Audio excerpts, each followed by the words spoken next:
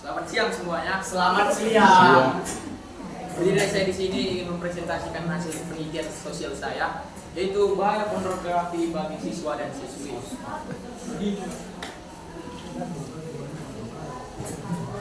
Pengenalan pornografi. Pornografi adalah masalah sosial yang berasal dari media sosial yang diakibatkan oleh rasa penasaran seseorang. Tidak semua remaja paham apa itu pornografi, cara mengatasinya, dan sebagainya. Pornografi sangat berpengaruh bagi fisik maupun mental seseorang. Dalam beberapa kasus, remaja seringkali merasakan efek kecanduan dan mengakibatkan remaja tersebut sengaja melihat atau menonton hal-hal yang berbau pornografi.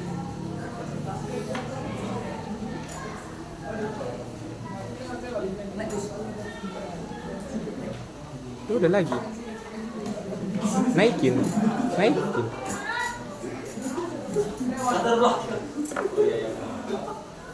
Latar belakangnya adalah perkembangan teknologi yang pesat saat era digital saat ini telah membawa perubahan besar, terutama dalam berbagai aspek kehidupan, termasuk pola pikir remaja.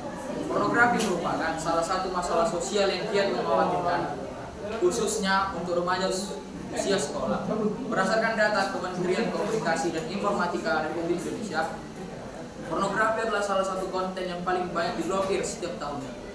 Remaja yang berada dalam fase mencari jati diri, maka dari itu permasalahan semakin kompleks karena adanya rasa yang ingin tahu.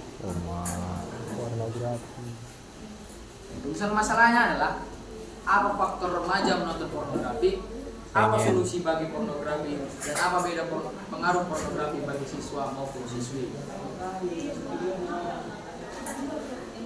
Tujuannya adalah untuk mengetahui pengaruh pornografi bagi remaja, untuk menemukan solusi bagi pornografi, dan untuk membedakan pengaruh pornografi bagi siswa dan siswi.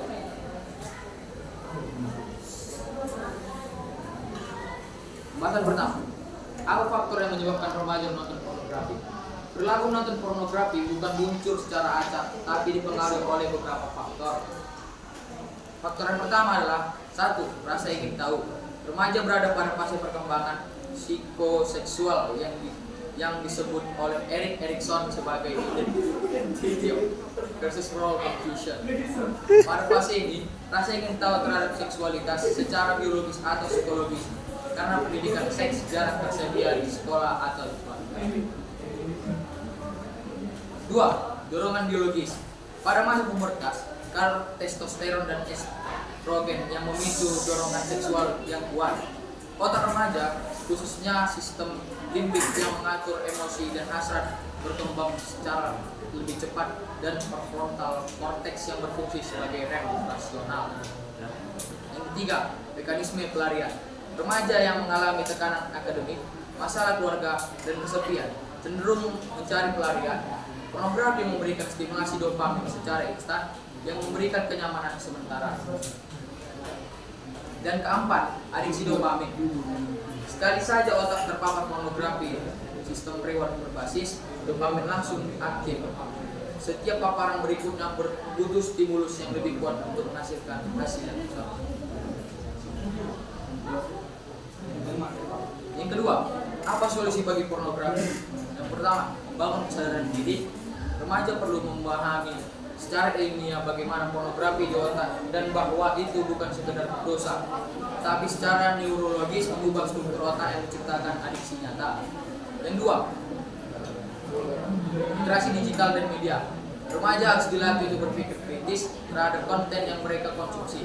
Pornografi menyajikan gambaran seksualitas yang sama sekali tidak realistis, distorsi ekspektasi tentang tubuh, hubungan, dan intimidasi. 3. Membangun kebiasaan positif sebagai substitusi.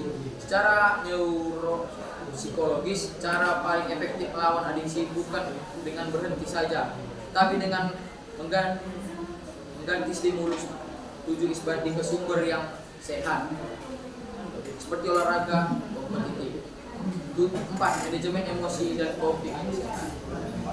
Karena banyak remaja menggunakan pornografi sebagai pelarian dari 7 isbanding, solusi fundamentalnya adalah mengajarkan cara mengelola emosi secara sehat.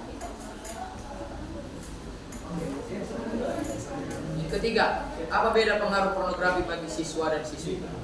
Bagi laki-laki, otak laki-laki secara rata-rata memiliki respon yang lebih kuat terhadap stimulus visual seksual. Ini berkaitan dengan kadar 7:7E yang lebih tinggi dari kadar androgen area otak.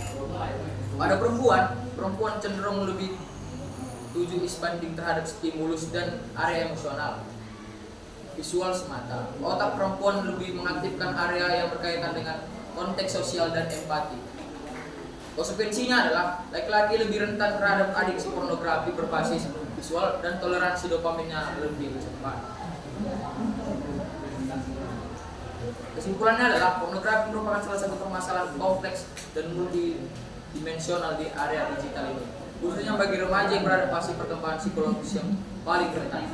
Pornografi harus dapat dihindari oleh setiap remaja yang masih sekolah atau di bawah umur.